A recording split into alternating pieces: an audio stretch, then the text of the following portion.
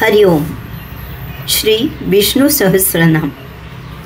श्रीराम कोल्हटकर यांनी केलेले निरूपण. प्रजापती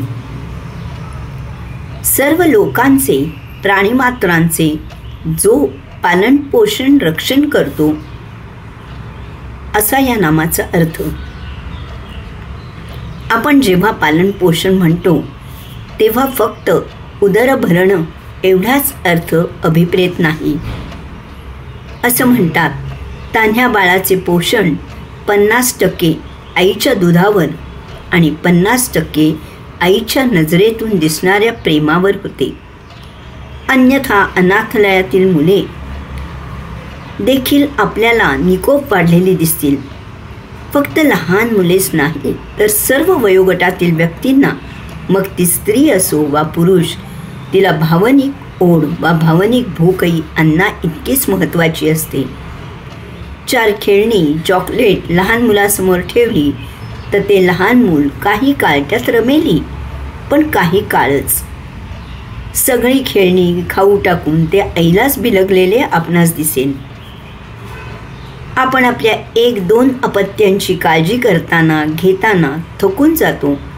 मग असा विचार करूया की त्या नियंत्यावर किती जबाबदारी आहे आणि तो कसा न थकता न कंटाळता बिनबोभाटपणे ती पार पाडतो.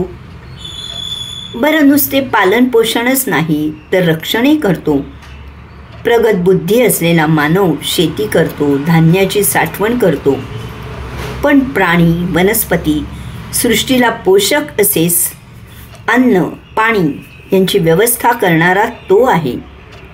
निसर्गदत्त क्षमतेनुसार मानव सोडून बाकी सर्व दृश्य विश्वातील प्राणी, पशु, पक्षी, कीटके, वनस्पती, वेली, जलचर सृष्टीतील सर्वांची काळजी घेणारा तो आहे.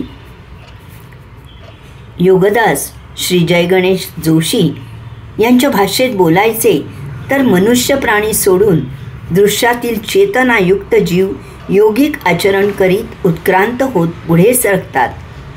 पण जाणीव असूनही अयोगिक आचरण फक्त आणि फक्त मानवच करतो आणि देवत्वाकडे, सायुज्य मुक्तीकडे वाटचाल न करता जन्म मृत्यूचे फेरे घेत दुःखमय जीवन जगतो.